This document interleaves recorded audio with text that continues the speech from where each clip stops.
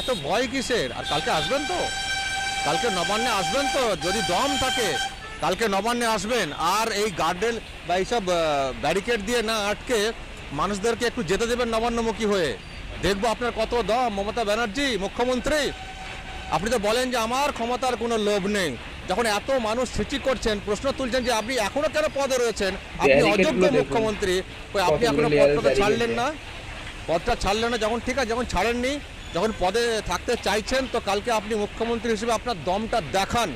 আপনি আসুন নবান্নে বসুন কালকে। কালকে পালিয়ে যাবেন আসুন না কোথাও, হুম। বা বাহানা দিয়ে কোথাও লুকিয়ে থাকবেন না। নবান্নে এসে বসুন। আর এই ব্যারিকেড বা এইসব শফিকুল্লাহ করে চ্যালেঞ্জ অ্যাকসেপ্ট করে আটকাবেন না। দেখান মানুষকে যেতে দিন, মুখ্যমন্ত্রী। নবান্নমুখী হতে দিন।